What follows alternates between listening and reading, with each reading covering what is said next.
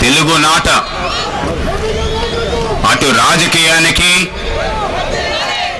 ఇటు సాహిత్యానికి సంస్కృతికి నిలయమైనటువంటి విజయవాడ నగరంలో లోక్సత్తా పార్టీ 2వ వార్షికోత్సవాన్ని జరుపుకుంటున్నది. ఎందరో మహానుభావులు ఈ గడ్డ మీద పుట్టి ఈ జిల్లాలో ఈ ప్రాంతంలో స్ఫూర్తిని పొంది ఈ రాష్ట్రానికి దేశానికి గర్వించే సేవలందించారు. వారందరికీ మనందరి తరపున శిరస్సు వంచి నమస్కరిస్తున్నాను. పట్టాభి సీతారామయ్య గారు,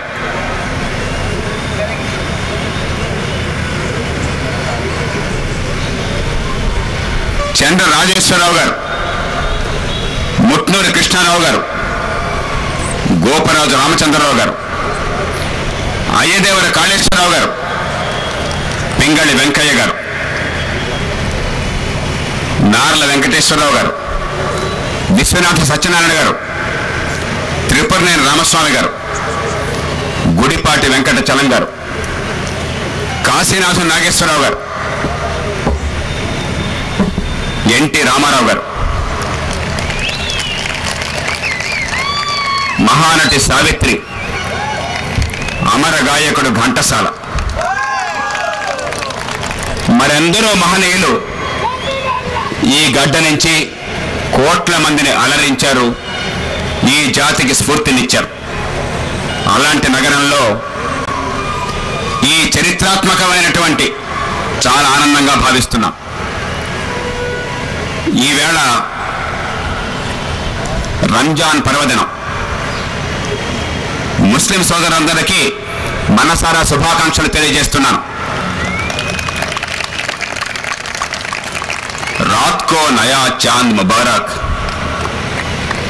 रात को नया चांद मुबारक, चांद को चांदनी मुबारक, सितारों को बुलंदी मुबारक, और आपको हमारी तरफ से ईद मुबारक,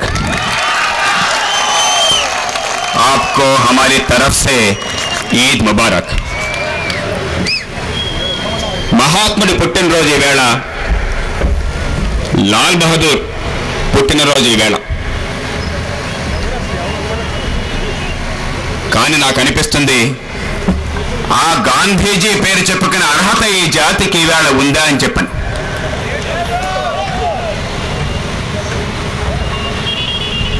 రాజకీయాన్ని పవిత్ర వ్యాసంగంగా భావించి ఈ జాతికి స్ఫూర్తినిచ్చి ప్రపంచంలో తలమానికమైన నాయకత్వాన్ని ఇచ్చాడు ఆనాడు బాపూజీ. ఆ రాజకీయాన్ని పచ్చి వ్యాపారంగా మార్చి ఈ దేశాన్ని తెగ దోచుకుంటున్నారు ఈనాటి రాజకీయులు.